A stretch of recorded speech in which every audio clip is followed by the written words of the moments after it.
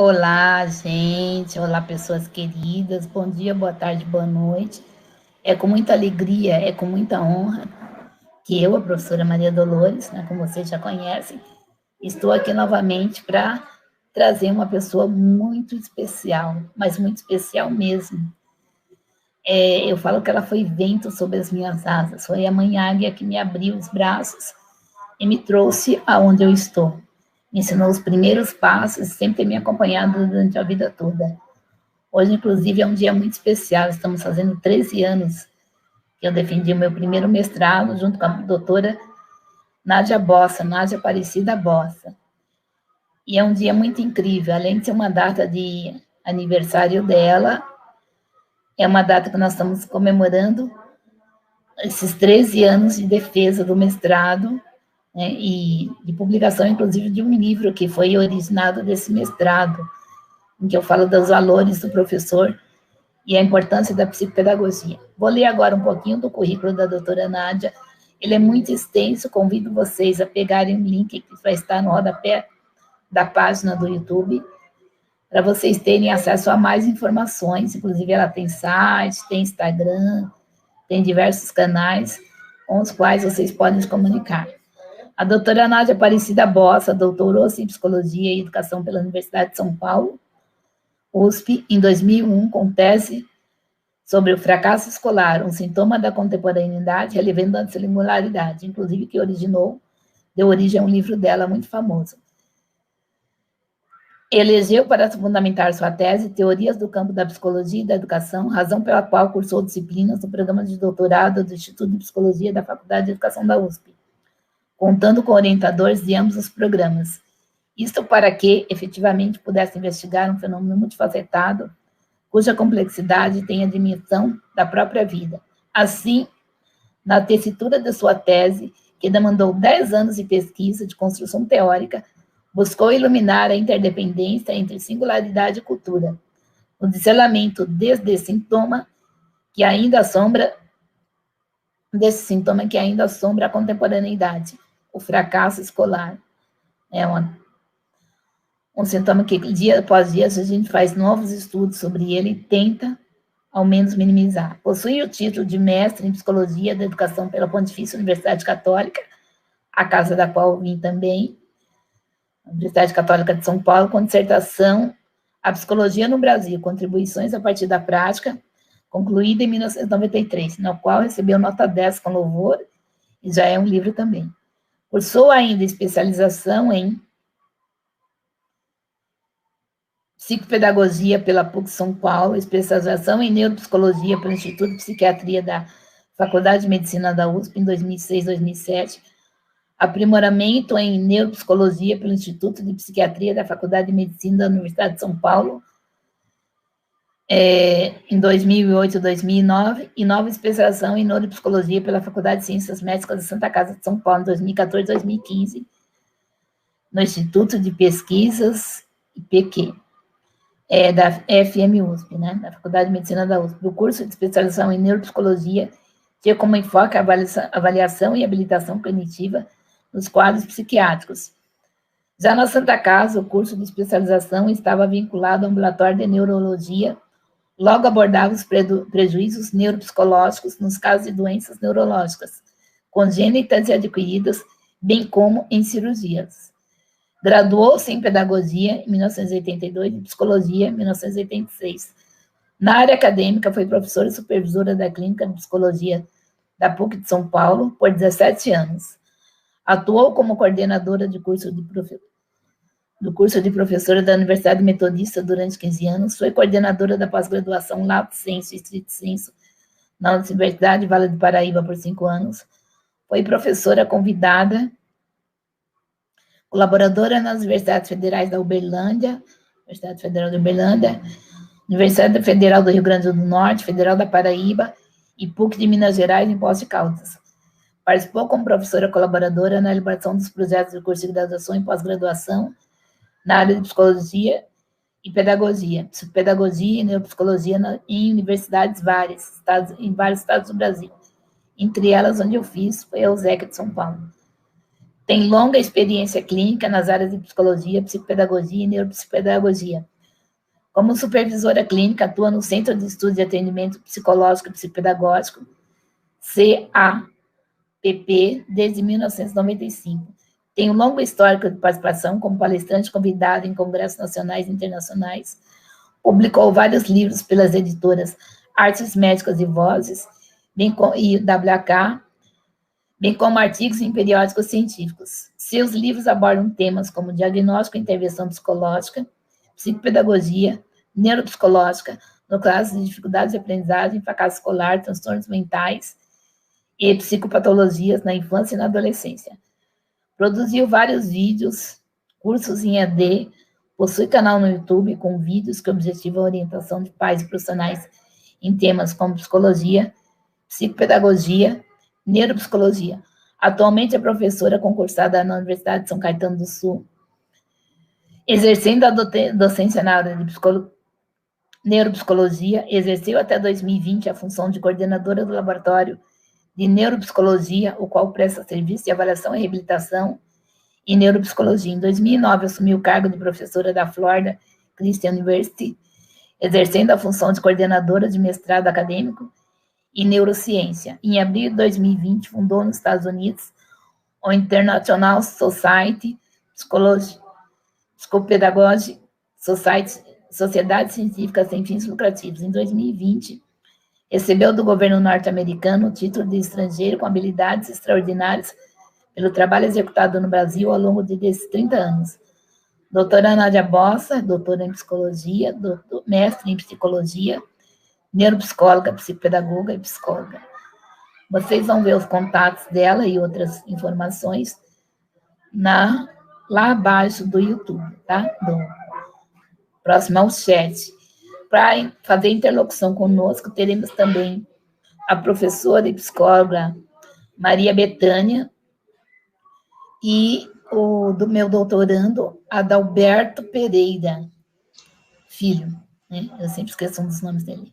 Adalberto Duarte Pereira Filho. É uma grande honra, é uma grandiosa honra tê-los aqui, meus queridos pupilos, para fazer essa interlocução com essa pessoa que me é tão grata, que me honra nesse momento, em que a gente comemora 13 anos do meu primeiro mestrado. Hoje é uma data de comemoração de natalícia da doutora Nádia, e é uma data muito simbólica e importante para a gente. Então, acho que é um dia mágico, honroso. Com muita gratidão, eu chamo a doutora Nádia para a tela. Doutora Nádia Bossa, minha querida amiga e mestra eterna, seja bem-vinda. Boa tarde, boa noite, né? Boa noite. Antes de qualquer coisa, quero agradecer imensamente pelo convite da professora, doutora Maria Dolores, e quero dizer que ela aprendeu comigo, mas eu aprendi muito com ela também, porque se tem uma pessoa que tem muito para nos ensinar nesta vida, é a professora Dolores, né? Tenho muito orgulho de ter feito parte da trajetória dela, de ter começado essa caminhada que a trouxe até aqui, e dizer que eu fico realmente grata à inteligência divina, que justamente hoje, que é um dia bastante significativo para nós duas, né? Nós acabamos combinando e estando aqui juntas para falar de algo que é essencial para a nossa espécie. Então, quero agradecer também aos demais participantes da nossa apresentação, a professora Bethânia, o doutorando Adalberto e as demais pessoas que colaboraram para que a gente pudesse estar aqui agora. Peço também a Deus que me permita e que eu possa falar a palavra certa na hora certa. Falará com certeza. Eu esqueci de anunciar o título da live, olha só, a meu descuido. Aprendizagens e suas multidimensionalidades. A palavra é toda sua e eu vou ficar quietinha aqui, só aprendendo mais contigo. Gratidão e honra, minha mestra. Sempre. Muito obrigada, muito obrigada. Bem, então nós vamos falar sobre a aprendizagem humana, tema sobre o qual eu me debruço há vários anos, né? E que entendo como sendo o principal processo responsável pela sobrevivência da nossa espécie. O processo de aprendizagem, a nossa capacidade de aprender, atende, em primeiro lugar, a uma demanda de perpetuação da nossa espécie. Se nós não aprendemos, nós não sobrevivemos. Se nós não aprendemos a partir do primeiro segundo de existência fora do útero materno, nós não sobrevivemos. Então, esse tema me apaixona, me instiga e me trouxe, ao longo desses anos, essa paixão por pesquisar, por compreender cada vez mais como é que se dá esse processo que, na verdade, nos torna humanos, porque sem o processo de aprendizagem, nós podemos, a depender de como a gente venha a sobreviver, nós podemos ter características e comportamentos e, enfim, um sentimento de uma outra espécie. E eu gosto muito de citar isso porque a história do Vitor, Selvagem de Aveyron, é uma história muito linda, que revela, né, o quanto do entorno, do nosso entorno, portanto, da cultura, portanto, do meio ambiente, interfere na nossa constituição, transformando os nossos genótipos em fenótipos, né? Ou seja, nossas tendências biológicas em características da nossa personalidade. Então, aprender é mecanismo de defesa da nossa espécie. E a questão da aprendizagem escolar, que é só, digamos, mais uma das inúmeras aprendizagens que nós necessitamos realizar durante a vida, tem as suas especificidades. Mas eu quero deixar bem claro que, se aprender é a nossa tendência natural, se aprender é o nosso mecanismo de sobrevivência, isto me dá uma certeza de que todos nós podemos aprender, o que não significa que possamos aprender tudo, aquilo que a vida poderia vir a exigir tardiamente.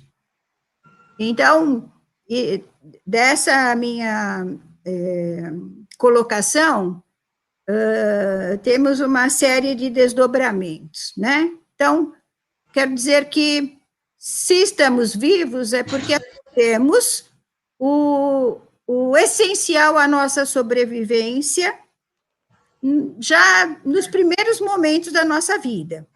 Aprendemos a respirar, bem ou mal, porque respirar não é um processo tão fácil, E, como vocês sabem, está cheio de gente que não sabe respirar, né? Que não respira corretamente.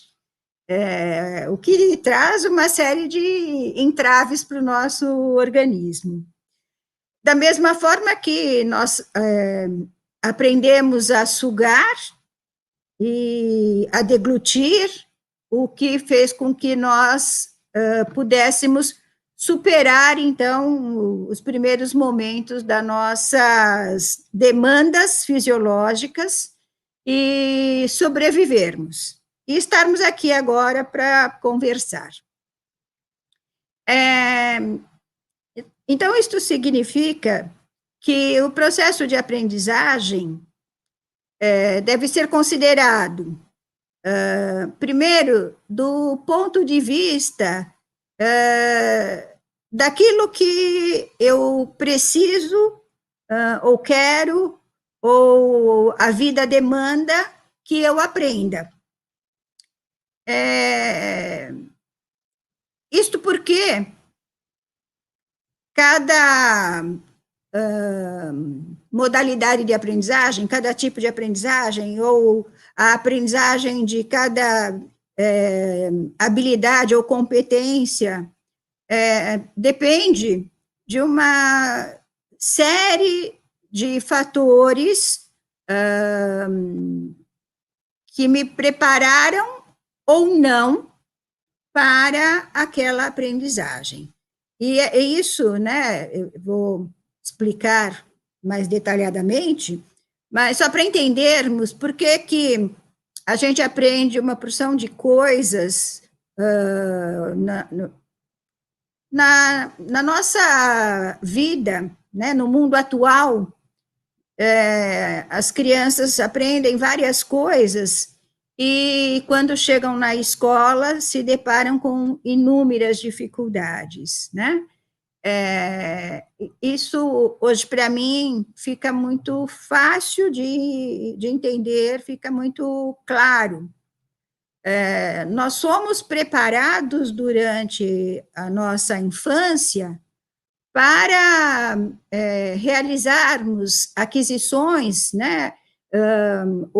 Para aprendermos coisas para as quais nós estamos minimamente preparados. A gente aprende a falar, a gente aprende a andar, a gente aprende a brincar, aprende a sorrir, aprende a mastigar, a deglutir, enfim, uma série de coisas que, se nós analisarmos com atenção, não são aprendizagens que acontecem imediatamente. Todas essas aprendizagens, elas demandam não só um certo tempo, como também uma participação do meio externo que pode facilitar ou dificultar esses processos de aprendizagem. Então, nem essas aprendizagens que muitas vezes são consideradas assim tão simples, né, como, por exemplo, aprender a ter o controle vesical, ou aprender a deglutir, não são aprendizagens que aconteceram instantaneamente. Nós não nascemos com essas aprendizagens instaladas, nascemos todos com recursos para aprendermos sobre tudo que existe nesse mundo, desde que a nossa história, desde o momento em que chegamos até aqui, propicia as condições para isso, né? Então, vou dar um exemplo de um caso que atendi o ano passado, de um menino com 7 anos, que apresentava um quadro de encoprese. Ele não evacuava, não conseguia ter controle sobre a sua evacuação, de forma que o bolo fecal ficava bastante sólido e volumoso, tornando difícil essa evacuação e, consequentemente, por já estar com o intestino cheio, haviam os escapes das fezes que estavam mais líquidas e pastosas. Então,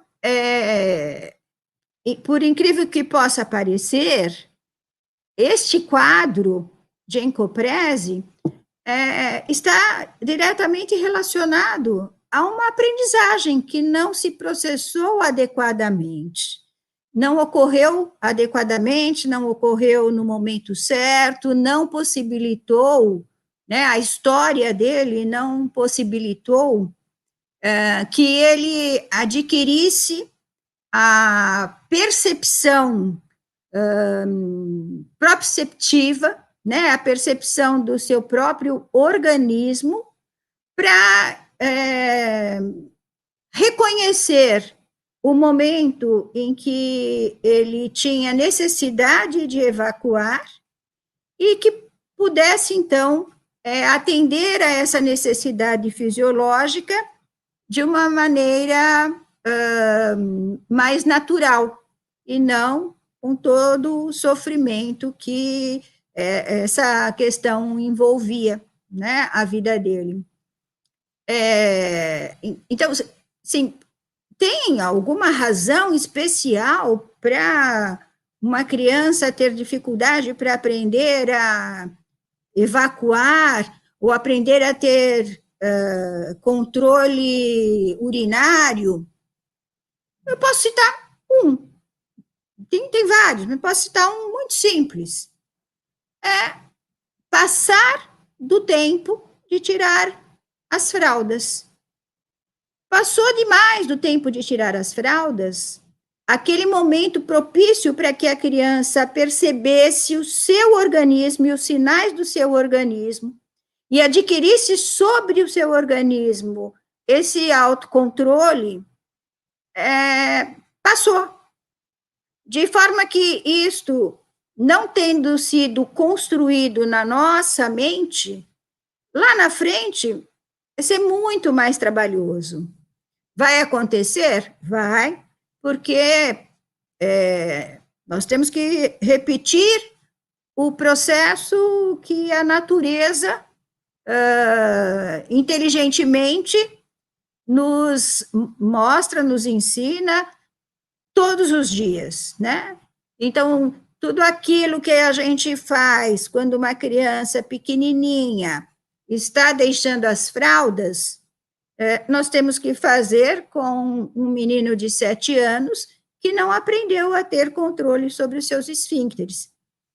E eu estou mencionando esse exemplo porque parece que outras aprendizagens, elas acontecem espontaneamente.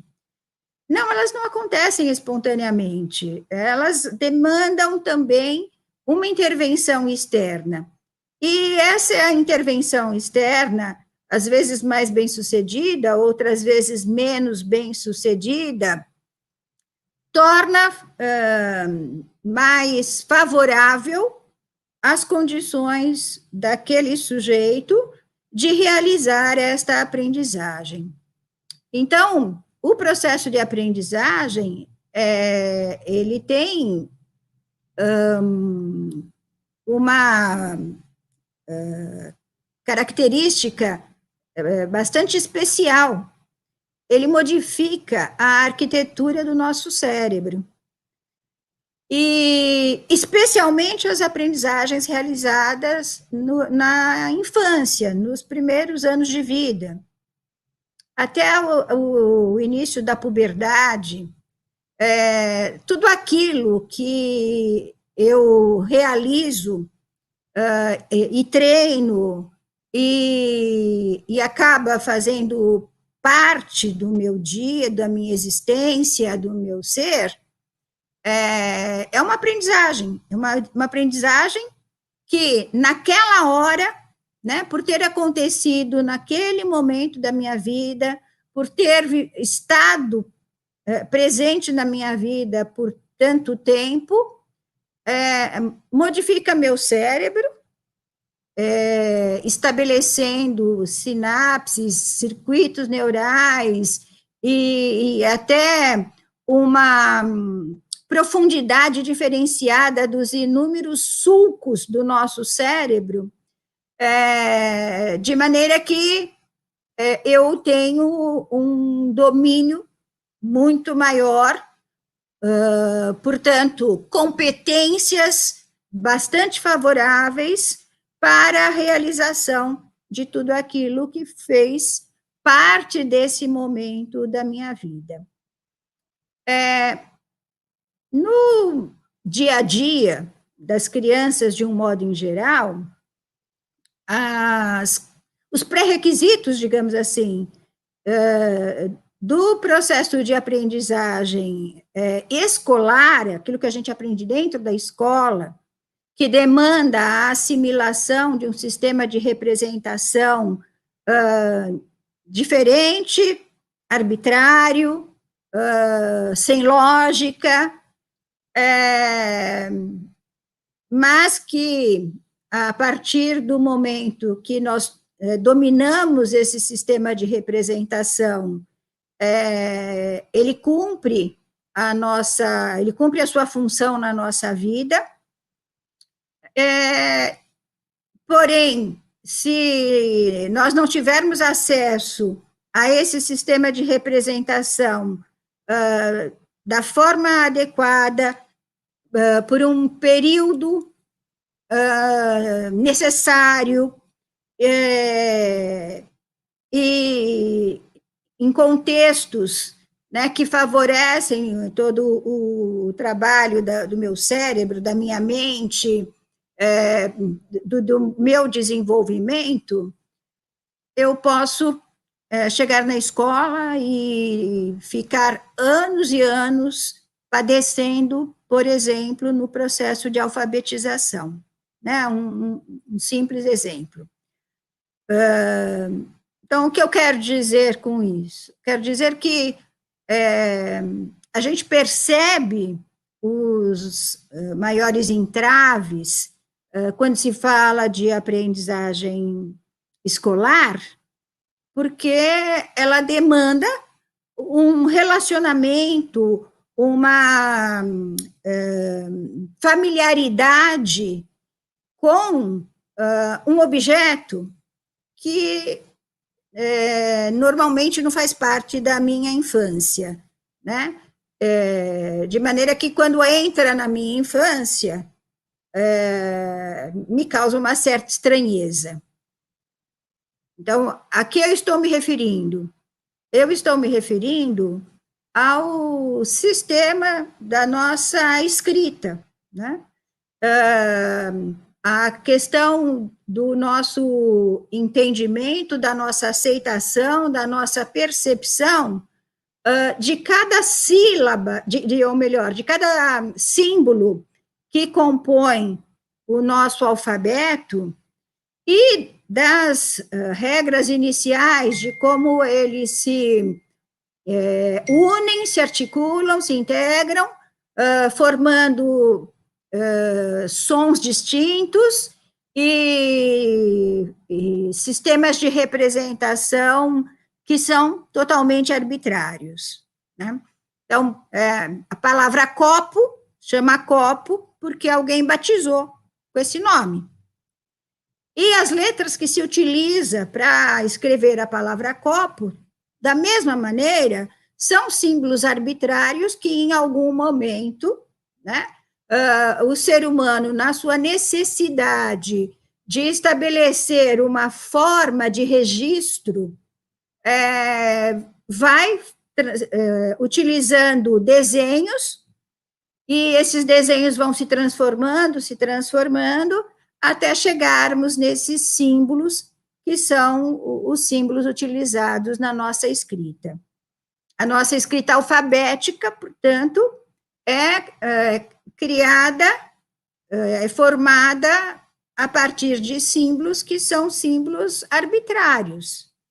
Essas letras têm essa sonoridade, e essa sonoridade está muito relacionada, inclusive, com a nossa cultura, e isso se torna algo natural para nós quando existe uma convivência, né, desde cedo, com esse sistema de sinais, que são sinais que não têm nenhuma relação com o som que ele representa e nem tampouco com o objeto que será representado.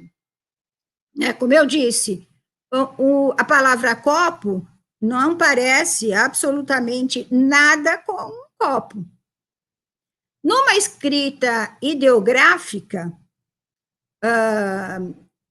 as palavras elas são representadas por símbolos que preservam uma certa relação com o objeto representado, o que não é o caso, né, do nosso sistema de escrita. Então, por esta razão, muitas vezes a criança, ao ingressar na escola, ela demora muito para perceber a característica de cada letra, perceber os detalhes, perceber que uma mesma letra pode ser escrita de 4 formas, né? E entender que uma mesma letra pode também ter sons distintos, a depender das palavras nas quais, as quais elas estão inseridas. Então, esse processo, que é o processo de alfabetização, e que é o começo de tudo, digamos assim, né, na nossa vida escolar, ele tem sutilezas que a nossa falta de conhecimento sobre o funcionamento do nosso cérebro e da nossa mente nos levou a chegarmos nesse século, né, no ano de 2020, ainda batendo cabeça sobre qual a melhor forma de alfabetizar. E nessas tentativas, a gente avança, retrocede, e pouco se entende que é da nossa natureza a necessidade de familiaridade com o objeto a ser apreendido, e essa familiaridade ela é mais eficaz num determinado momento da nossa vida, não é a qualquer momento, e esse tempo não está ditado por nós, está ditado pela natureza. Então, uma criança que tem uma familiaridade com esse sistema de representação, mas uma familiaridade construída passo a passo, degrau por degrau, né, desde o início das suas aprendizagens, as aprendizagens instituídas socialmente, né, como andar na posição bípede. Isso é algo que, com o avanço, o passar do tempo, com as mudanças e os intempéries da natureza, passou a ser a forma de deslocamento da nossa espécie. Mas não foi assim desde sempre. Lá atrás, no início, né? Se nós consultarmos aí a história da humanidade, nós vamos ver que nós tivemos um longo período em que nós nos deslocávamos na posição quadrúpede.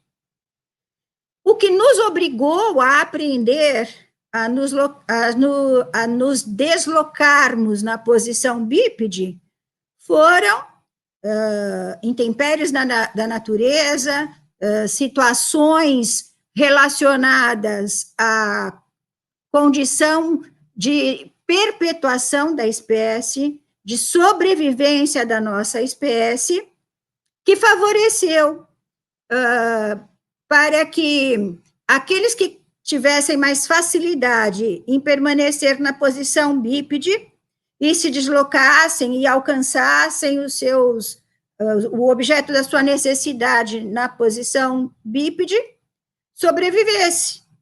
E os que tinham mais dificuldade acabavam falecendo, acabavam desaparecendo da nossa espécie, até que ficou convencionado, instituído, e por um processo de aprendizagem bastante longo, que o ser humano caminha, né, se desloca na posição bípede. Mas a gente nasce e a gente ainda não se desloca sozinho, depois a gente começa a se deslocar como uma espécie de um réptil, e depois a gente engatinha, e depois a gente anda. E se o processo não acontece dessa maneira, isso traz lá na frente certas dificuldades. Então, tanta coisa que eu gostaria de falar, e o tempo passa tão depressa, mas só para deixar uma coisa assim, que eu julgo de grande importância para quem está me ouvindo. Várias pessoas comentam, me perguntam, né, para que a criança aprender a letra cursiva, se daqui a pouco, né, ninguém vai estar escrevendo à mão? E eu digo, porque, por enquanto, nós não temos nada que faça parte da nossa vida nesse período, que é o período onde nós temos facilidade para a aquisição dessa condição visoconstrutiva e dessa praxia manual, a ponto da gente poder deixar a escrita cursiva para lá e só ficar batendo os dedinhos no teclado. Isto lá na frente, quando nós tivermos, por exemplo, aula no laboratório, e que a gente tem que manusear um tubo de ensaio, uma pipeta, nós teremos a maior dificuldade.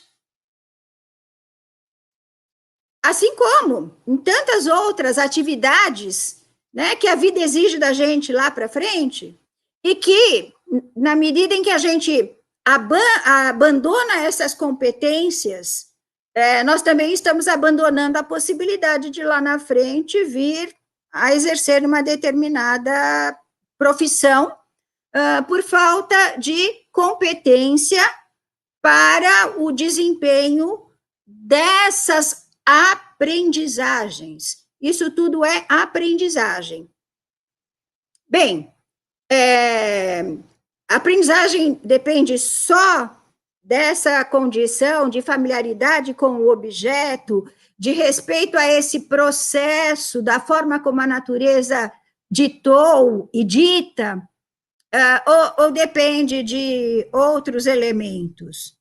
Claro que depende de outros elementos, especialmente quando estamos falando de aprendizagens que se dão dentro de uma instituição, onde quem define o que vai ser ensinado, quem define de que jeito deve ser ensinado, são inúmeras instâncias que muitas vezes, né, por conta do vício da nossa ciência, tem o conhecimento de um pedacinho assim, né, sobre o funcionamento ou sobre como se dá o processo de aprendizagem, ou sobre como funciona a interação, essa interação do nosso corpo como um todo, na relação com um lápis, um papel e um monte de símbolo que a gente não sabe do que se trata, que a gente caminha a passos lentos na superação desse sintoma que é o que são as dificuldades, as falhas na aprendizagem. A possibilidade de aprender, ela existe sempre.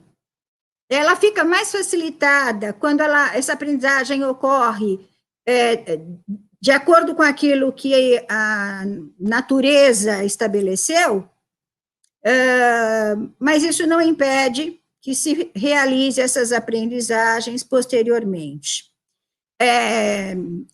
Existe também a questão da integridade do nosso organismo como um todo, nos possibilitando condições que tornam mais fácil ou mais difícil a aprendizagem de certas competências, que também tem um peso enorme.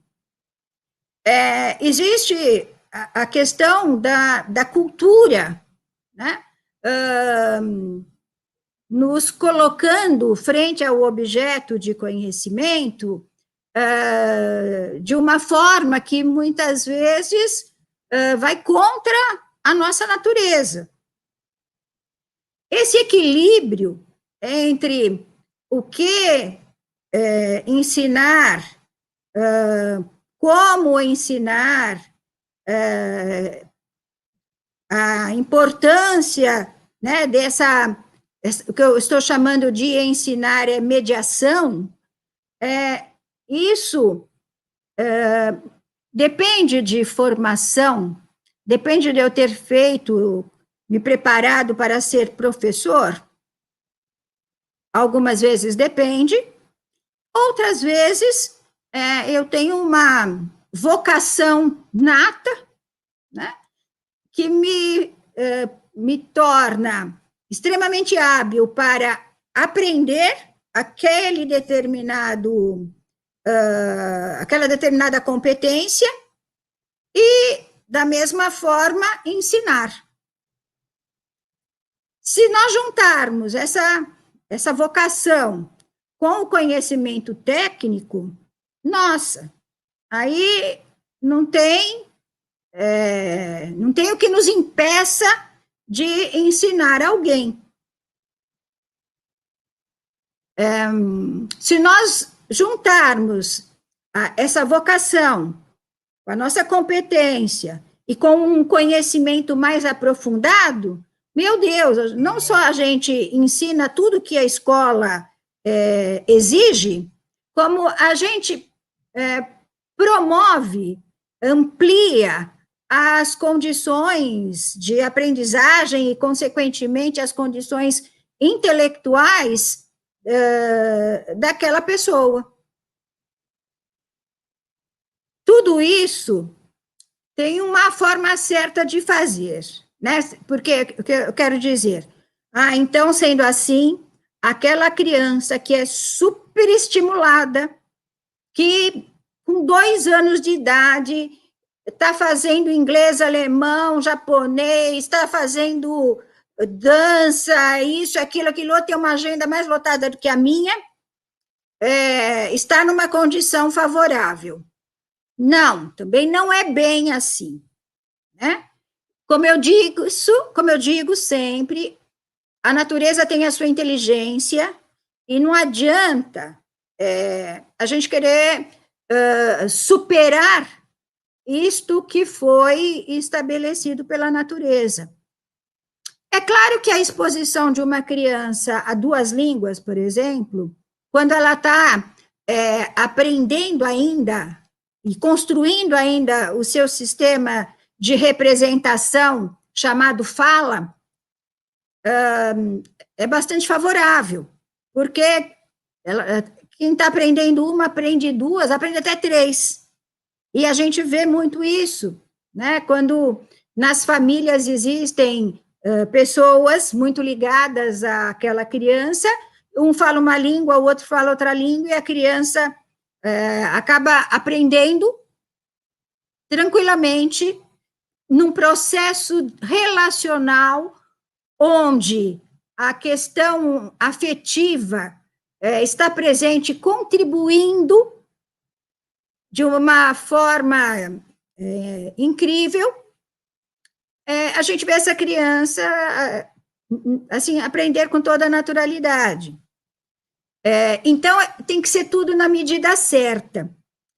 Na medida certa, no tempo certo, e essas coisas, na maioria das vezes, no que diz respeito às competências exigidas pelo processo de aprendizagem acadêmica, elas não acontecem com esse equilíbrio.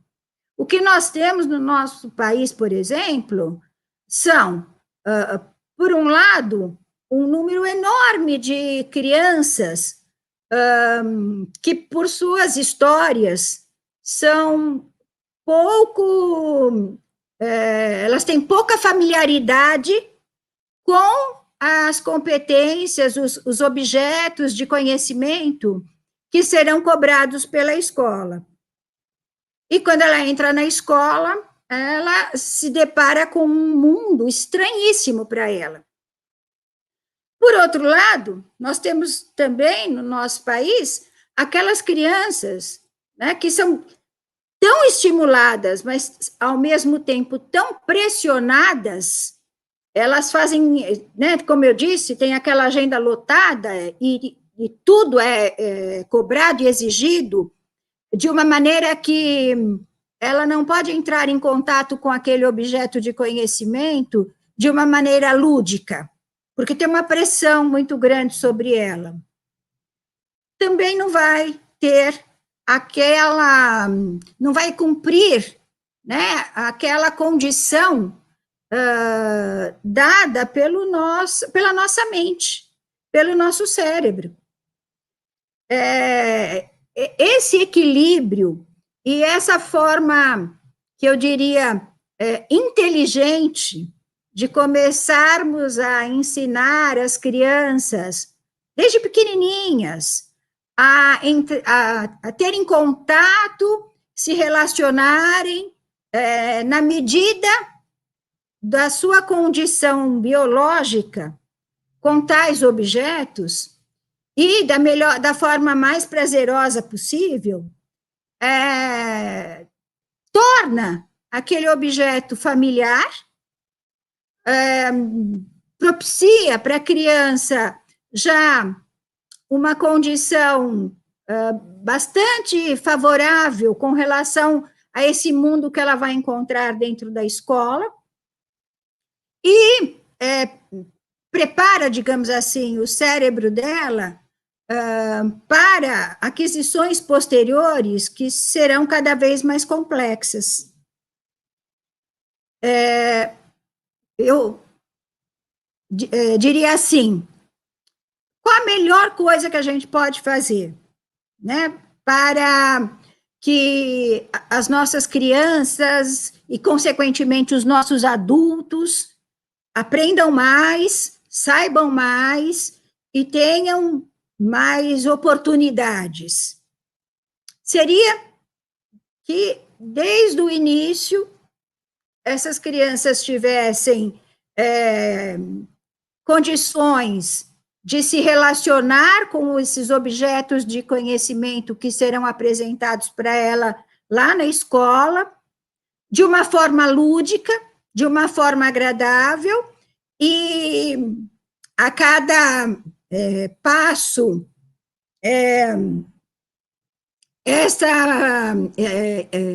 esse relacionamento, essa integração com esses objetos de conhecimento fossem se tornando mais profundos, de maneira que não será nenhum problema para essa criança aprender, assimilar, tornar parte da cabeça dela, do mundo dela, do pensamento dela, aquilo que foi apresentado pela escola. Isto seria o melhor dos mundos. Eu quero dizer uma coisa para vocês. Eu fiquei, agora, recentemente, praticamente 2 anos nos Estados Unidos. E cada vez que eu olho, né, para o material escolar das crianças, da educação infantil, a riqueza dos estímulos, propiciando um raciocínio, eu fico triste, né, de pensar quanto tempo nós ainda vamos demorar para chegar a este ponto. Desde do primeiro livrinho que a criança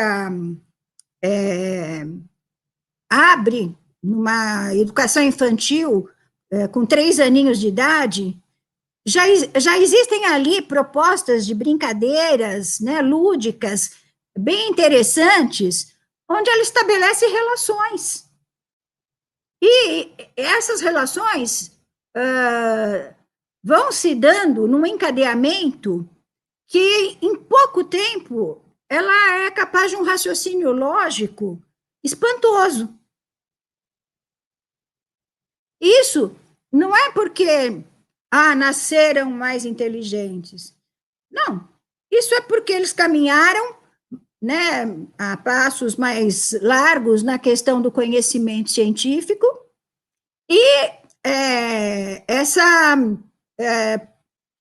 vamos dizer, esse conhecimento científico sobre como e o que se pode apresentar para uma criança de 3 aninhos para ajudá-la a adquirir essa rapidez de raciocínio, essa metacognição,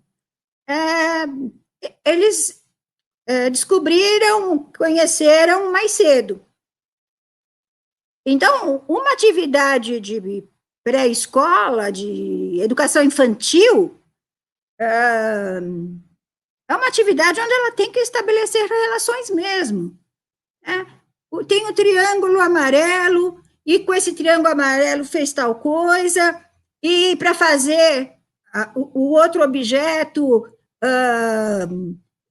precisa do círculo azul, e ela tem que tomar decisões ali com 3 aninhos, que eu acho que assim, seria fantástico se desde os nossos 3 aninhos a gente fosse estimulados a pensar.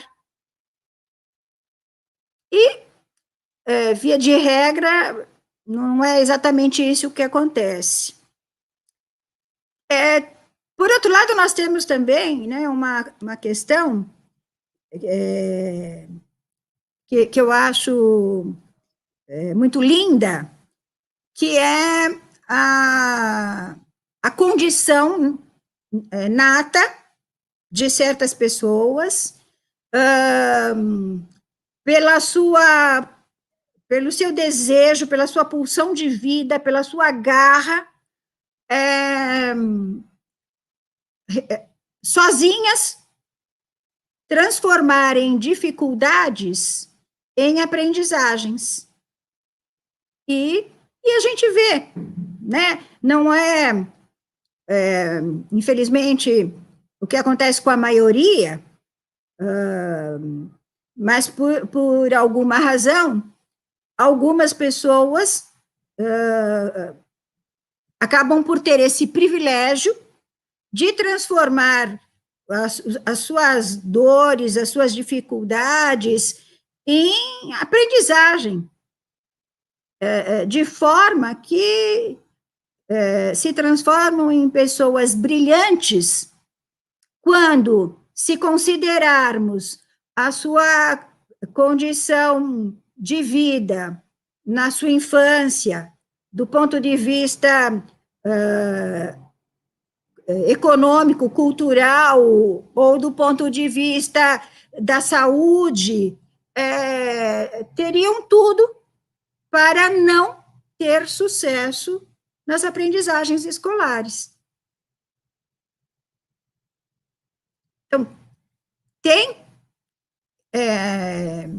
algo, né, que faz parte da existência de certas pessoas que possibilita a essas pessoas que elas transformem aquelas dificuldades em aprendizagens de uma maneira, né, que é condição para sobreviver mesmo. Condição para sobreviver. Olha, é uma coisa que antes eu não falava porque eu me sentia constrangida. Hoje eu não me sinto constrangida, não. Eu fui uma criança muito pobre, mas muito pobre. Tão pobre que eu tive um quadro de desnutrição tão severo que eu quase fui a óbito. Teoricamente, eu deveria ter prejuízos cognitivos severos e ter uma deficiência mental e não ter atingido, né, ou não ter tido capacidade para assimilar os conteúdos escolares. A necessidade era tanta, a fome era tanta, né? A garra era tanta que eu sei lá como, eu fui aprendendo a lidar com as dificuldades da vida de uma forma que cada uma delas se transformou em situações de aprendizagem para mim. Então, assim, isso é até lenda na família, né?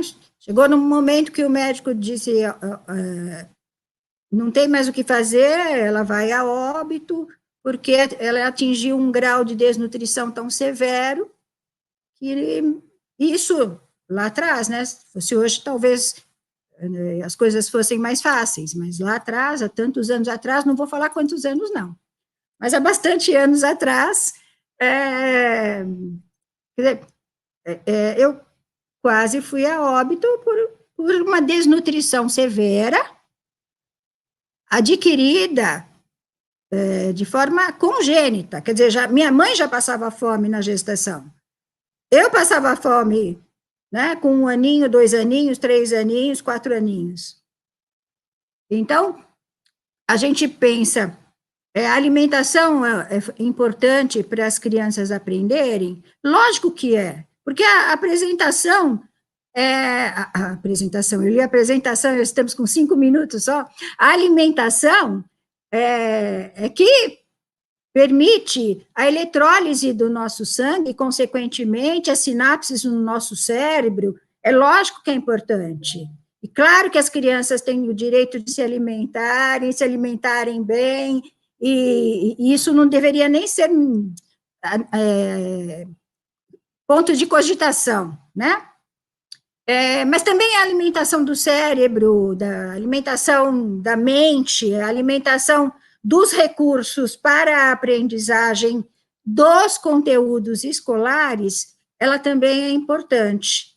E essa alimentação é essa interação. Então, pobreza não é sinônimo de impossibilidade de aprender. É um fator que dificulta? É sim, dificulta e muito, é lógico.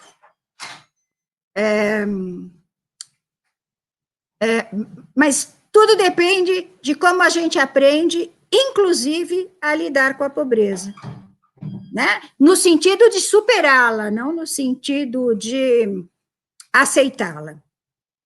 Então, acho que eu estou, para finalizar aqui a minha fala, eu quis, nesse nosso primeiro encontro, porque agora, né, Dolores, acontecerão muitos outros, eu quis trazer de uma forma muito genérica essa questão da aprendizagem humana e da necessidade de pensarmos, nós, pesquisadores, professores, cientistas, em todas as competências que a aprendizagem da escrita, da matemática, de geografia, de história, requer de uma criança. E tudo que se pode fazer para que, naturalmente, essa criança seja incentivada e tenha a oportunidade de se familiarizar com os objetos que irão propiciar essas competências. Porque nós nascemos para aprender, do primeiro minuto da nossa vida até o último suspiro. Eu encerro aqui a minha fala e fico à disposição de vocês. A vontade que dá de não deixar a senhora parar de falar nunca, porque é sempre muita aprendizagem, é sempre muita riqueza, mas as pessoas estão aqui ansiosas. Temos inúmeros comentários parabenizando a senhora, dizendo que é maravilhoso estar ouvindo sua palestra. Eu vou pedir para a Betânia ler alguns dos comentários que ela colheu e das questões que ela vai nos trazer. Tem alguma pergunta aí, Betânia? Eu só tenho comentários maravilhosos, como os que nós vimos na tela. Muito rico, e eu acho muito interessante como nossas histórias se cruzam, né? Sim. Temos uma origem humilde, temos uma origem de muitas dificuldades, não à toa, né? Como não diz à toa. Amiga, não é à toa. Uma amiga minha diz, as pessoas não se encontram, se reconhecem. É verdade. Se reconhecem nas suas potencialidades, nas suas dificuldades, mas muito nas suas potencialidades. E é isso que nós estamos buscando, proporcionar que todos aprendam, independente do que aconteceu, né? Uhum. A doutora Nádia escreveu uma epígrafe no meu livro de professor educador, né? Ela fez a apresentação do livro e escreveu uma epígrafe que eu uso em todas as minhas palestras, quando eu vou falar de aprendizagem, né? O maior tesouro do humano é quando ele acrescenta valor na vida de outro. E muito valor ela acrescentou a minha vida e tem acrescentado a vida de muitas e muitas pessoas que passam pelos caminhos dela, não só como aprendentes, ensinantes, como seus pacientes, como seus amigos, colegas e parceiros que têm aprendido dia após dia com ela, com tantas riquezas que ela vem nos acrescentar. Betânia, a palavra é sua. Boa noite. Primeiro eu quero dizer que é uma honra muito grande, né, estarmos aqui com a doutora Nádia Bossa, ícone da psicopedagogia no Brasil. Olha, eu estou aqui muito feliz, estou partilhando aqui com alguns colegas aqui as conversas, né? E aqui são só elogios a você, né? Pela honra, pelo prazer de tê-la conosco. Não tem perguntas, só elogios mesmo, né? Parabéns, né, por esse momento, agradecimentos. Tem a professora Marilza Suano,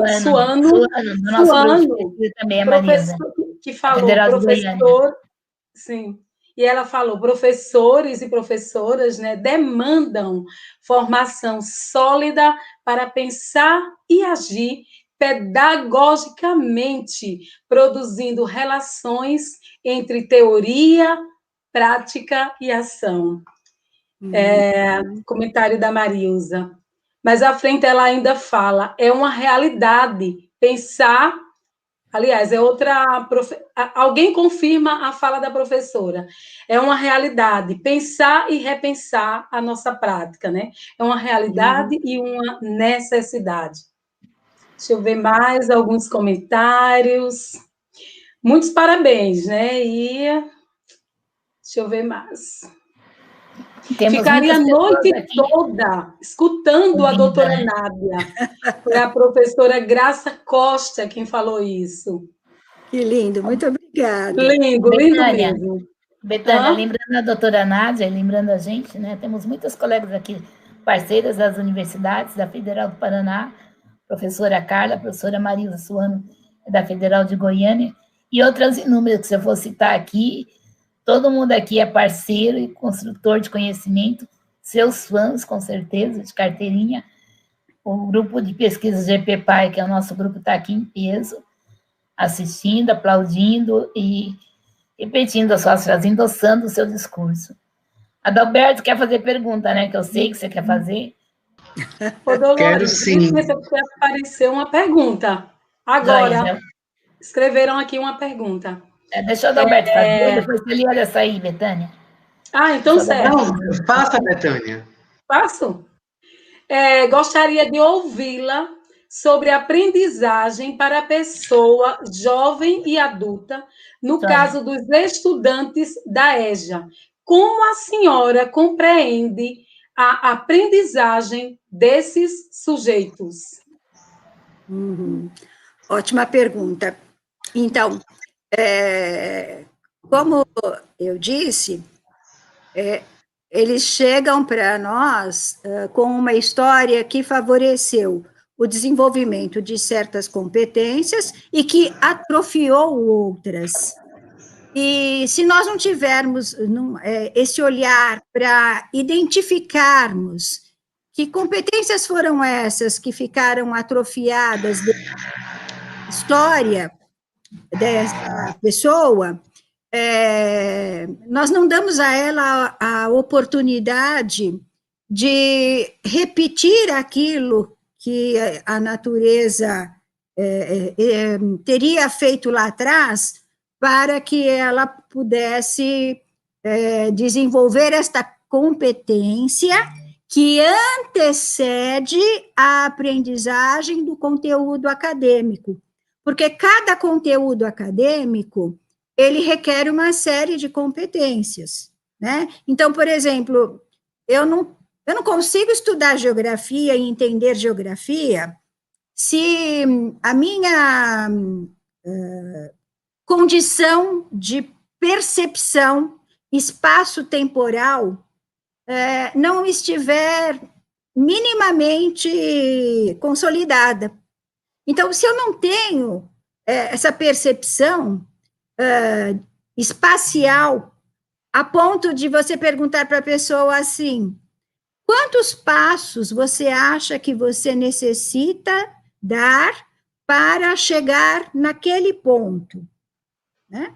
E ela poder olhar a distância e calcular algo não exato, evidente, mas relativamente próximo daquilo que seria a realidade. Então, se eu estou a 2 metros da porta, quantos passos eu teria que dar para chegar até a porta? Se a pessoa disser que ela teria que dar 20 passos, ela está me mostrando que essa condição de lidar com o espaço não foi construída. E imagine como é que é estudar geografia, né, se eu não consigo ter essa percepção dessa relação, né, entre o deslocamento que eu faço a cada passo e a distância que eu tenho para percorrer. Isso parece matemática, mas tem a ver com geografia. Então, é uma competência exigida para aprender geografia. Por outro lado, é também uma competência que faz parte, né, da aprendizagem da matemática. Porque, senão, eu faço 11, tira 9 e dá 20, e eu não acho estranho. Então, a primeira sugestão, aquilo que eu penso sempre, né, o que falta, do ponto de vista das competências, competências mínimas necessárias para que a gente possa dar conta da nossa vida sem grandes atropelos. Para que eu proporcione inicialmente essa aprendizagem e, em seguida, eu possa, então, apresentar aquele conteúdo. Se eu pedir para uma pessoa que iniciou o EJA, olhar para um desenho e copiar um desenho de um cubo sobreposto a um triângulo, por exemplo, um cubo, que é tridimensional, sobreposto a um triângulo bidimensional, e ela não ter a menor ideia de como desenha aquilo, o desenho dela fica tudo plano, né? Ele dá indicativos de que ela só consegue representar o plano. Pensar que ela vai aprender física, por exemplo, os conceitos elementares da física, é impossível. Ou, ainda mais, né, que ela terá facilidade para lidar com as letras na construção das palavras, também é querer demais.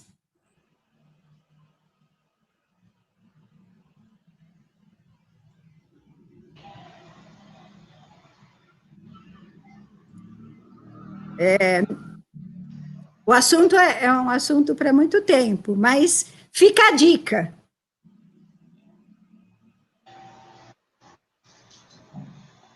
Alberto, você quer fazer a sua pergunta?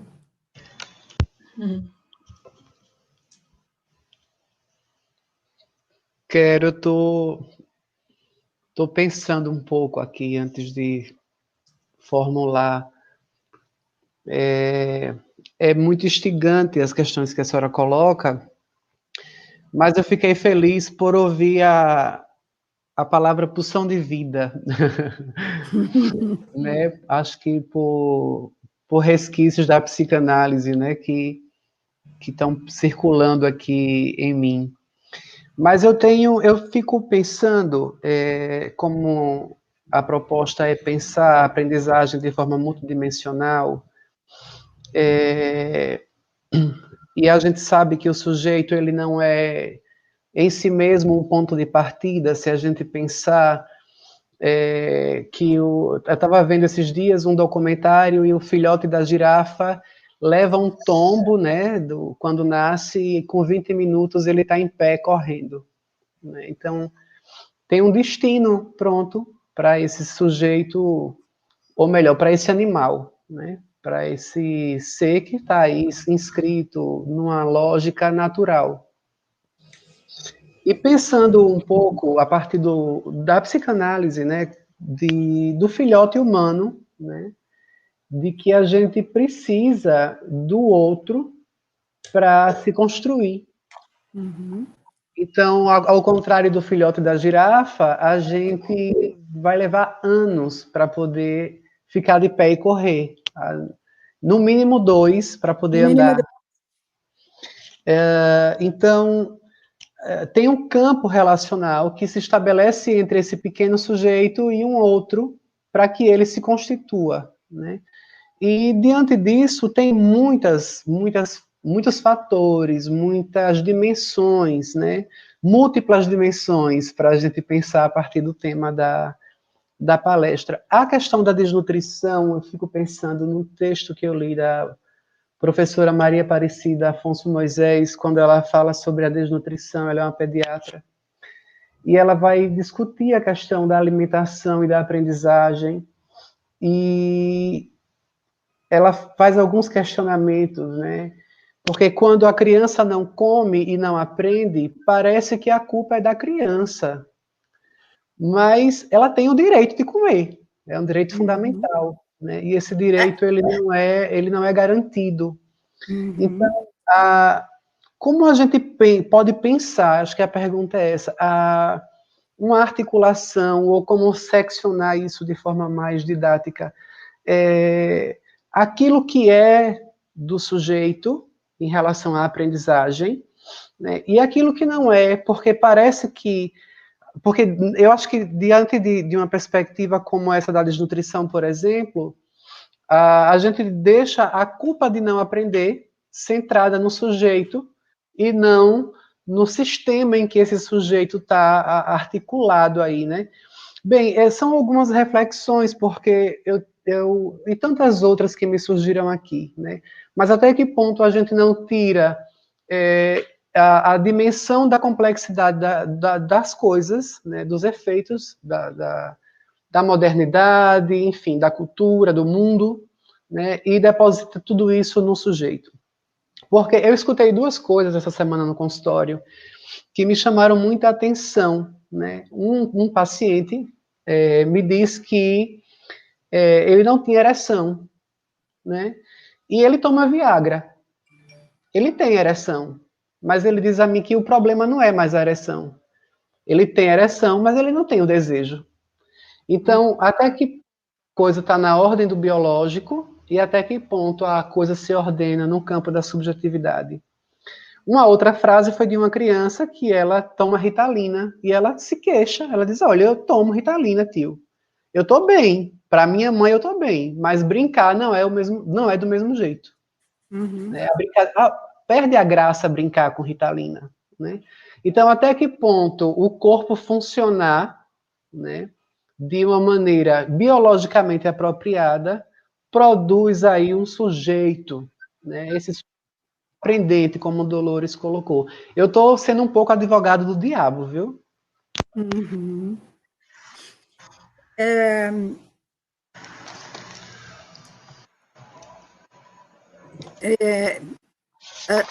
Você perguntou várias coisas, né? E aí, eu quero dizer que as suas perguntas, elas vão exatamente de encontro ao meu ponto de partida, que é a questão da multidimensionalidade do processo de aprendizagem, né? E para cada um, a demanda do elemento externo, digamos assim, é diferente do outro. Então, eu vou te dar um exemplo. Nós temos temperamento, que são características que nós herdamos geneticamente, e que seriam basicamente impulsividade, ansiedade, irritabilidade, agressividade. Essas características nós trazemos, elas são herdadas geneticamente. O que vai acontecer com elas? O quanto elas estão numa medida favorável ou desfavorável, vai fazer muita diferença na vida desse sujeito. Então, vamos pensar que nasce um bebê que herda uma condição genética onde ele tem uma impulsividade, ou seja, a resposta dos reflexos é muito rápida, mais rápida do que a possibilidade de pensar. Ele tem uma impulsividade, ele tem uma ansiedade, um nível de irritabilidade e uma agressividade que pode ser que, outro momento histórico, isso tudo junto seria fantástico para ele lidar com as adversidades da vida.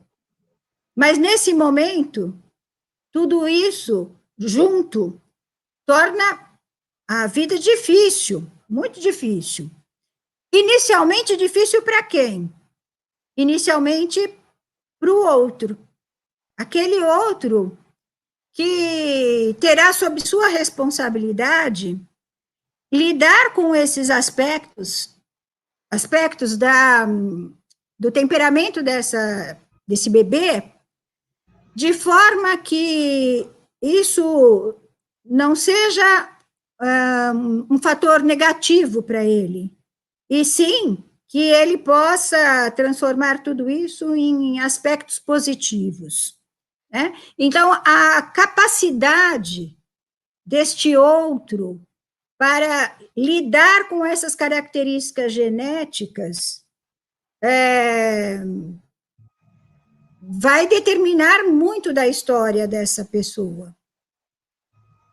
Porque ela nasceu com um conjunto de características que, quando exacerbadas, neste momento histórico, elas tornam a vida da pessoa difícil para ela e para o outro.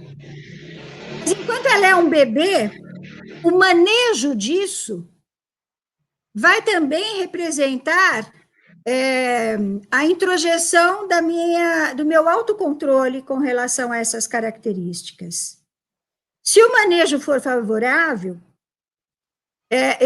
eu lido com essas características de uma forma não tão dolorosa.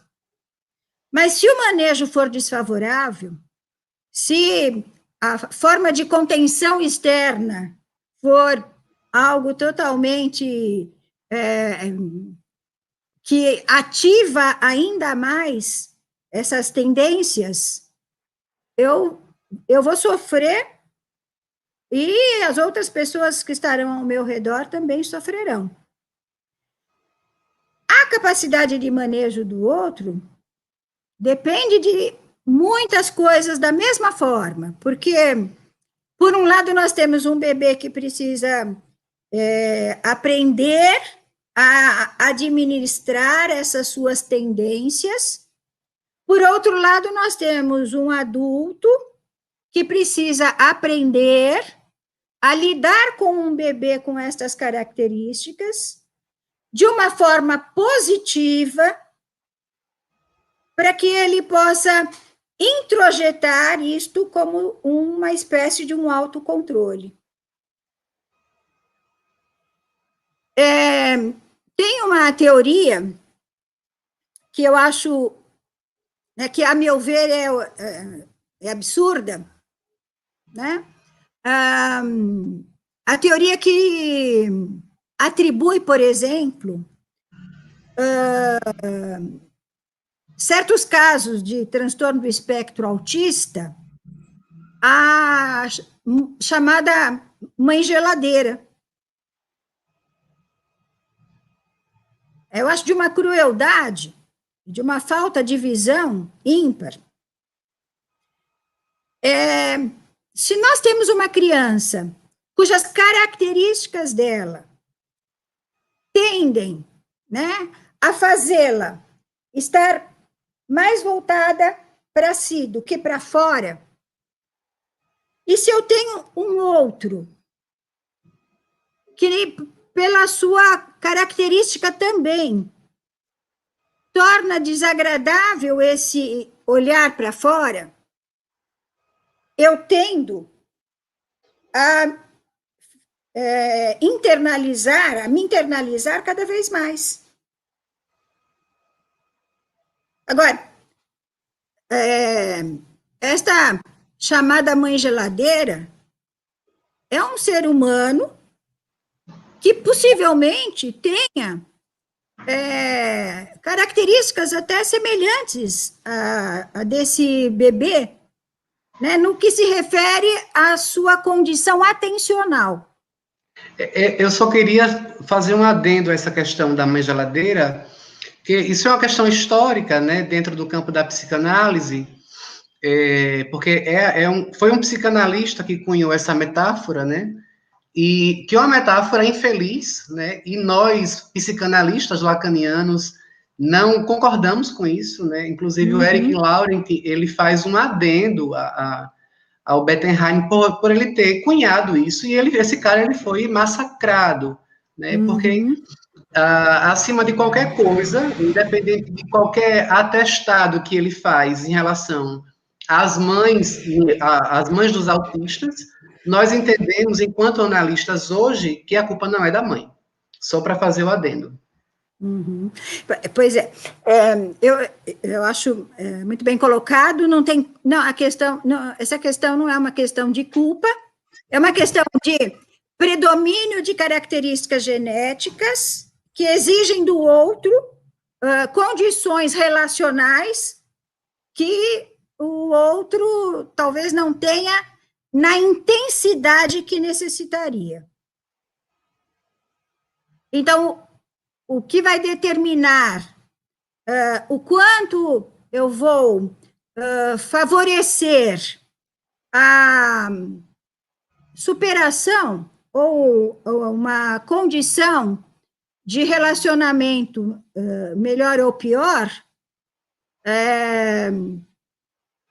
depende justamente dessa condição relacional desse outro. E quando eu estou falando de condição relacional, eu não estou deixando de fora a questão da afetividade, da pulsão. Eu estou me referindo a isso como sendo o resultado de todo esse mundo interno, né? Essa minha condição relacional. Então, o que eu quero dizer é que as demandas são distintas e a condição de administrar essas demandas são tão distintas quanto. Do meu ponto de vista, isso é uma teoria minha, tá? Alguém que nasce com um sistema atencional, com uma condição mais desfavorável do ponto de vista de inaugurar o seu funcionamento, tenderá a se voltar mais para o seu mundo interno, porque os seus objetos de necessidade estarão preponderando a sua condição fisiológica, sentir frio, fome, sentir bem-estar, elas vão se preponderar a eu perceber que tem um barulho, um enfeitinho, um brinquedinho ao meu redor. Então, ao meu ver, essa condição atencional que me conecta no mundo externo, ela pode ser geneticamente mais favorável, ou ela pode exigir mais daquele que está fora, né, daquele que vai estabelecer esse contato com o mundo, um manejo apropriado para aquele sujeito que acabou de chegar ao mundo.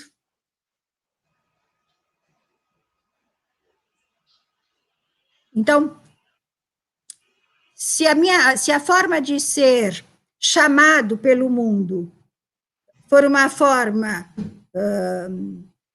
que não ganha do meu chamamento interior, do ponto de vista do que me proporciona,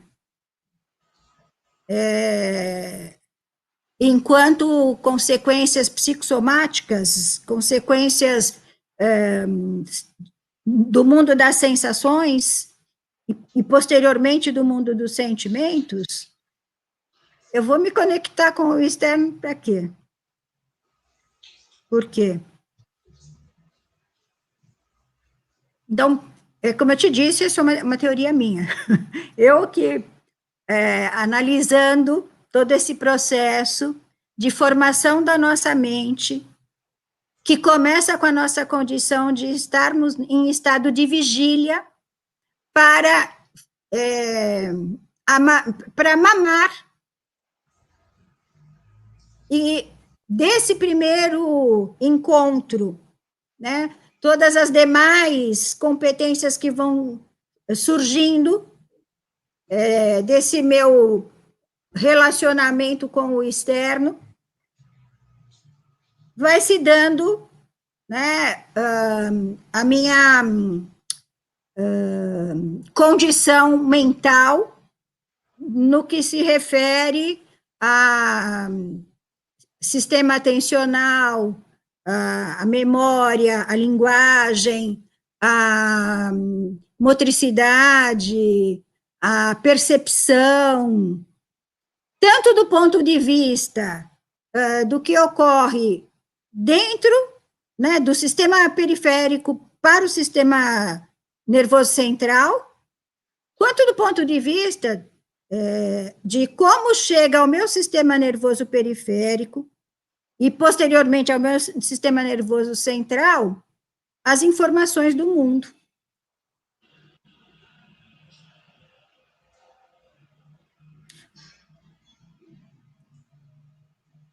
Eu não sei se eu respondi,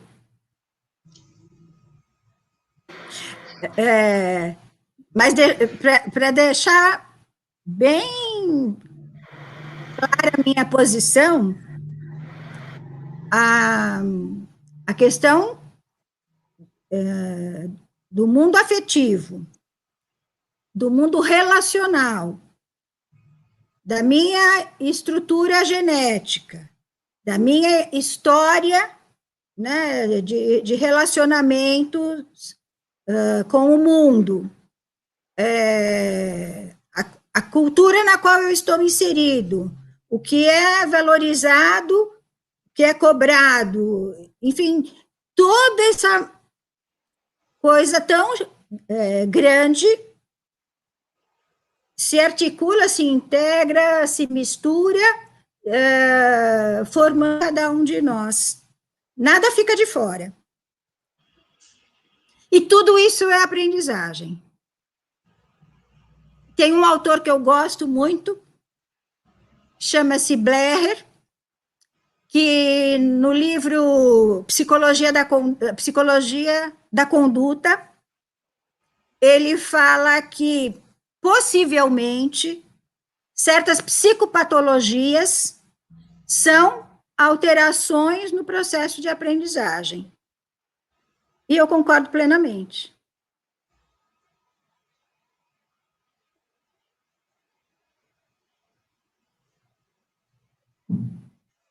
Mas isso, eu vou te dizer que eu refleti sobre essa afirmação por muitos anos. E por muitos anos, eu, diante de certos quadros psicopatológicos, eu analisei, dentro da medida do possível, o histórico todo daquela pessoa e te falo que muitas e muitas vezes, na grande maioria das vezes, pontou para essa relação.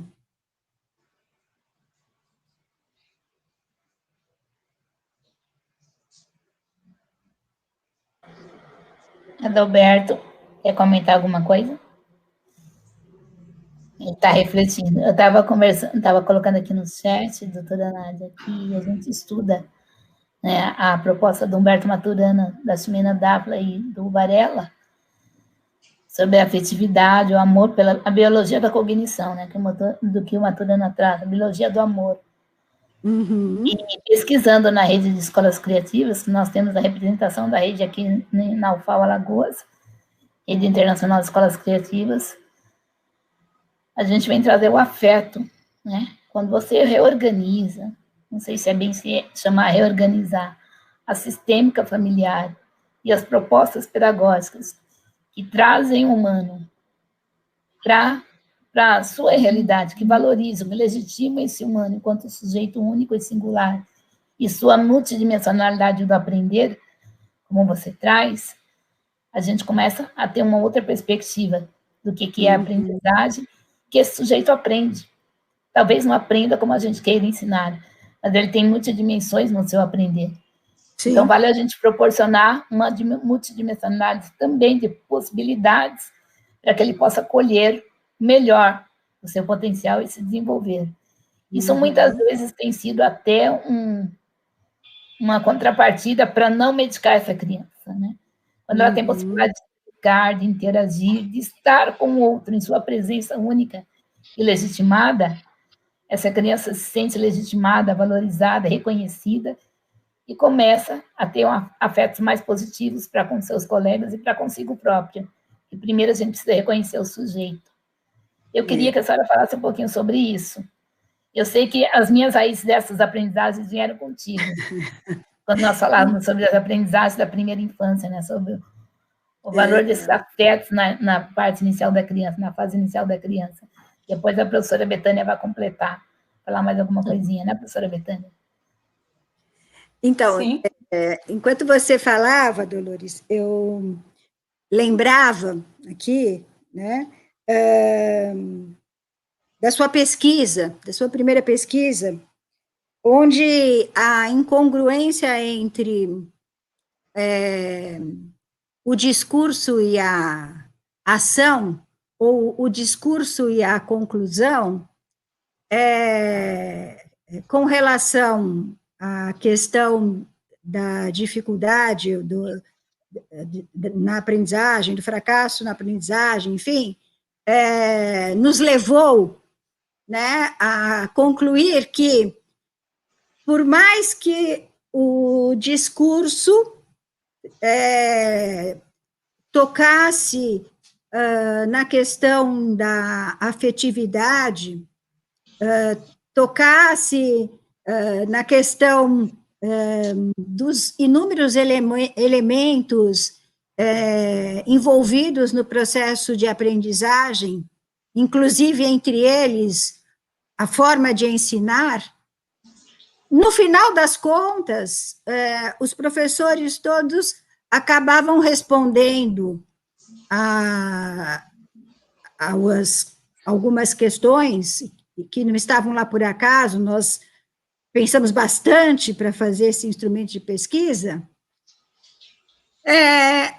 onde tudo terminava num julgamento moral. Ou era a culpa da mãe, ou era a culpa da criança, ou era a culpa da professora, mas tudo terminava num julgamento moral. E vou dizer que daquele tempo para cá, isso não mudou muito, não. Porque toda vez que a gente pergunta sobre as hipóteses, né, do professor ou da mãe, quem quer que seja, sobre aquele drama que um determinado ser está vivendo com relação a um tipo de aprendizagem, depois das milhões de perguntas, lá no final vai aparecer que a culpa é de alguém. Essa questão da culpa, né, e essa forma de lidar com a questão do processo de aprendizagem é tão forte na nossa cultura que, por mais que a gente tenha buscado entender e dar o devido peso à questão da afetividade na constituição do sujeito, inclusive na sua condição intelectual, ainda assim, quando a coisa não vai bem, alguém é culpado. Então, o que eu quero dizer com relação ao peso da afetividade, pensando em afetividade no sentido mais profundo da palavra afetividade, no sentido mais profundo, que é aquilo que nos afeta. De que forma nos afeta, né? Aquilo que me afeta. Então, me afeta de que jeito? Essa é a questão da afetividade, né? A palavra afetividade, da forma como eu estou colocando aqui. Se, do ponto de vista dessa afetividade, isto me toca, me afeta, me atinge de uma maneira que me fortalece, eu fico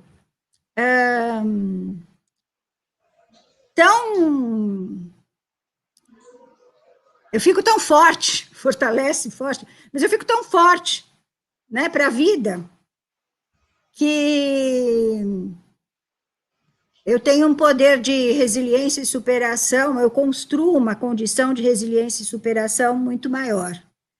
Só que isso que me afeta e que constitui a minha afetividade e que me constitui como sujeito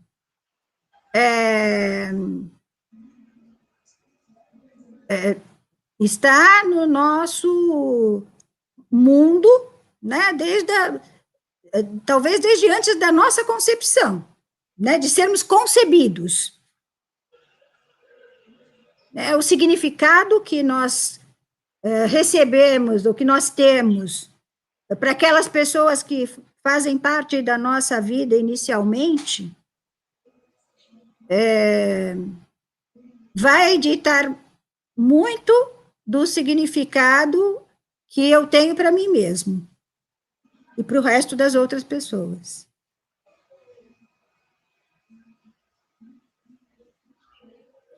Tudo começa no amor. Exatamente. O amor na escuta sensível, né? E é o caminho. Uhum. E os profissionais estão aqui exatamente para possibilitar que as famílias consigam conduzir isso com menos culpa, menos castigo, sair dessa dicotomia, né? Yeah. Todos podemos produzir e traduzir a linguagem da criança para algo mais afetuoso, mais amoroso, que possa trazer crescimento para todas as partes, para ambas as partes, para a família, para a sociedade, para a própria criança, o próprio sujeito. Pode ser um adulto também. Professora Betânia, quer trazer as perguntas do chat ou quer trazer as perguntas aqui? Quero sim. Tem um comentário da professora Ana Paula, você viu? Foi bem legal. Sim, vi. Inclusive porque nós temos aqui várias educadoras, várias professoras da educação infantil, psicólogas clínicas que atendem também o público infantil, e eu vi que tem mais de uma vez aqui solicitando, Nádia, que você comente sobre o acesso às telas na primeira infância, e a Ana Paula, inclusive, refere aqui que na clínica ela já percebe a incapacidade da criança fazer relação com os livros. E aqui, complementando nessa pergunta da Ana Paula, como você falou, né, da importância do tempo certo, né, para o desenvolvimento, aprendizagem da criança na primeira infância, nós que somos da educação infantil, vivemos muitas vezes uma inquietação, uma cobrança por parte das famílias em relação à alfabetização da criança na primeira infância. Mas nós sabemos que as diretrizes, né, para a educação infantil propõem que nessa faixa etária os eixos fundamentais são as brincadeiras e interação.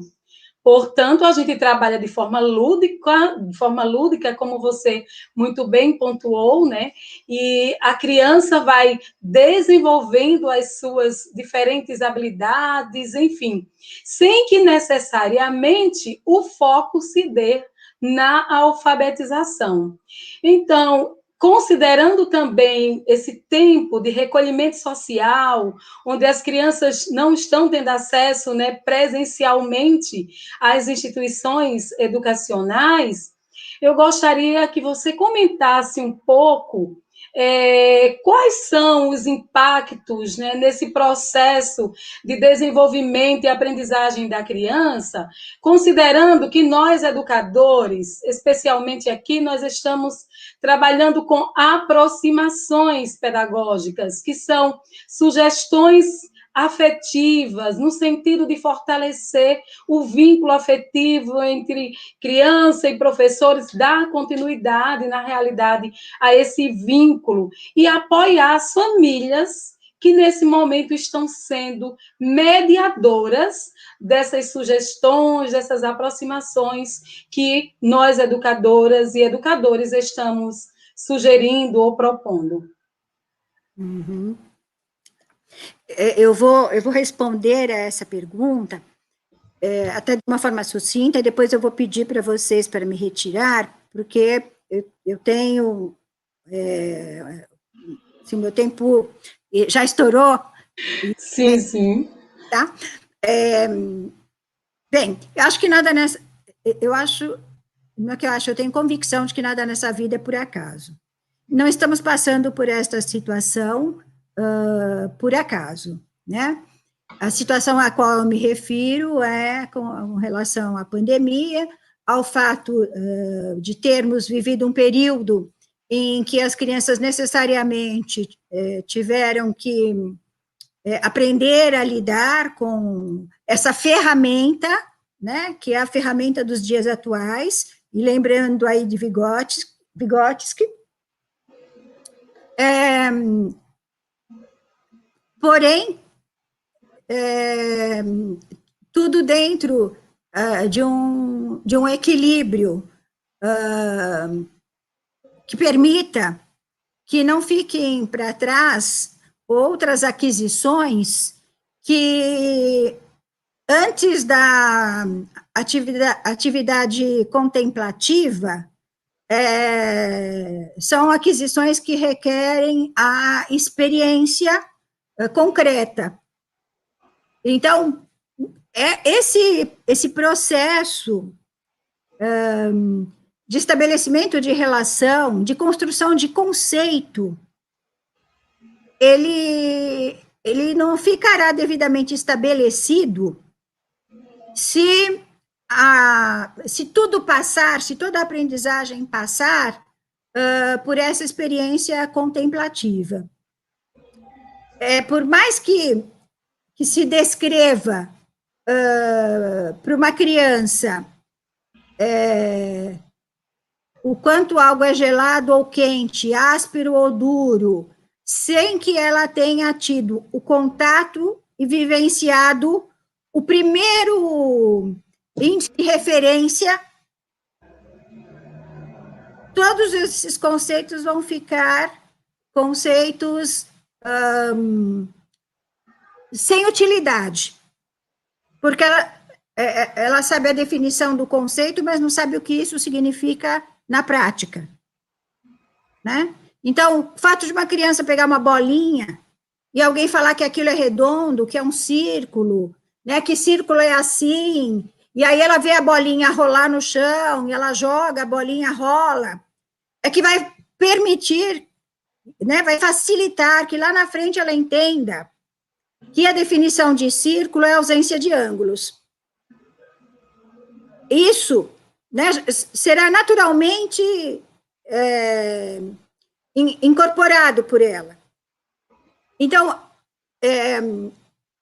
eu vejo que as telas, né, a vivência com as telas, tem possibilitado um desenvolvimento de um vocabulário maior e até de conhecimentos, contato, não seria exatamente conhecimento, mas de contato com elementos que sem as telas não existiriam, né? Porque aquilo que você nunca viu não existe.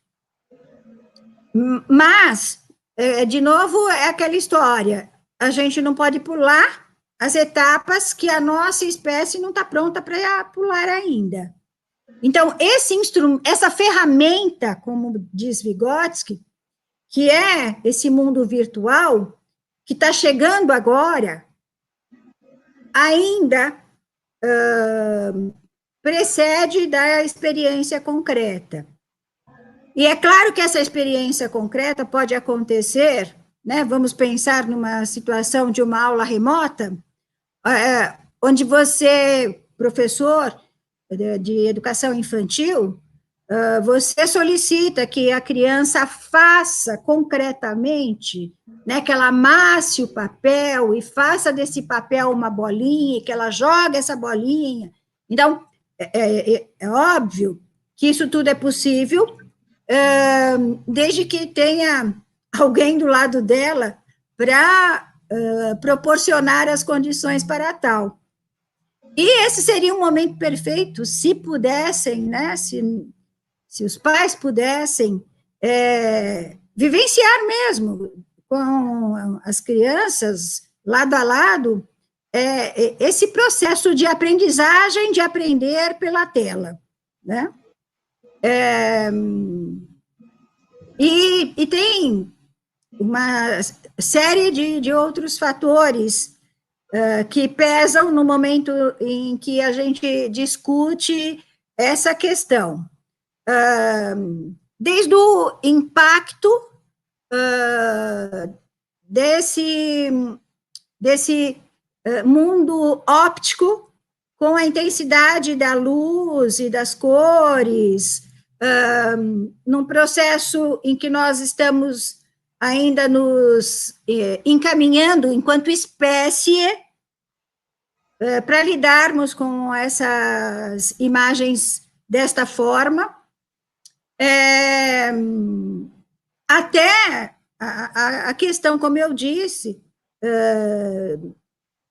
dessa atividade contemplativa prevalecer sobre a atividade. Então, nós temos que fazer essa passagem respeitando a velocidade de transformação da nossa espécie.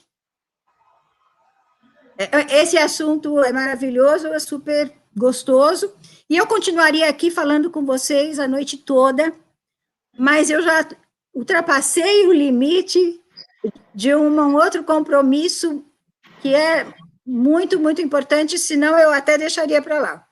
Mas é algo... Suas palavras finais, nossos agradecimentos. Eu quero ler um trechinho minúsculo aqui, que eu separei da dissertação, do livro, né, que a senhora me orientou. Eu achei bárbaro, e eu bati o olho e já encontrei o que eu queria. Deixa eu achar aqui onde que eu coloquei, que estou com tanta coisa aberta. Enquanto isso, Betânia, faço seus agradecimentos finais. Enquanto eu encontro aqui o que eu separei, acabei de separar, já perdi. E a doutora Nádia também pode fazer suas apresentações finais. Betânia, pode falar? Sim. Eu estou achando aqui de novo. Sim. Eu separei. Quero agradecer, primeiramente, a professora doutora Nádia Bossa por esse lindo, potente e rico momento. Um privilégio, estou honrada em estar participando dessa palestra junto a vocês, e junto a você em especial, assim como a Dolores Sortes e a Dalberto. Quero também agradecer às minhas colegas de profissão, né, psicólogas e professoras, eu atuo nas duas áreas, e dizer que foi maravilhoso poder contar com várias delas aqui, elogiando e falando da importância, né, de tudo que foi dito nesta noite. Então, muito obrigada. Sendo rápida aqui, né, Dolores? Muito obrigada. Obrigada, Betânia. Achei. Tinha aberto na própria página. Nós escrevemos assim: nesse rumo incerto de verdades mutáveis, temos de tomar cuidado para não nos despedaçarmos, não nos fragmentarmos, para que a educação não perca sua finalidade básica, instância de produção de indivíduos como sujeitos e pessoas. A senhora terminou a frase, está citada no meu livro de professor educador, qual foi fruto da tua orientação no meu mestrado, no meu primeiro mestrado, na PUC de São Paulo. Agradeço imensamente a honra, eu sei do seu tempo corrido e rico, porque a senhora é procurada por diversas pessoas em diversos espaços, além de atender a clínica, com muita frequência, fazer supervisões e orientações. É muita honra e muita gratidão. Parabéns por essa data tão especial para ti, e muito grata por nos dar esse presente da sua presença, doutora Nádia. A gratidão é imensa, imensa mesmo. Adalberto, quer falar alguma coisa? Agradecer o momento de troca que nós tivemos aqui. Muito rica. E eu, da minha parte, mais uma vez quero agradecer o convite feito pela professora Dolores essa minha pupila querida de tantos anos, e também agradecer a todos que estiveram nos ouvindo e dedicando o seu tempo, né, a acompanhar o nosso pensamento nesse momento.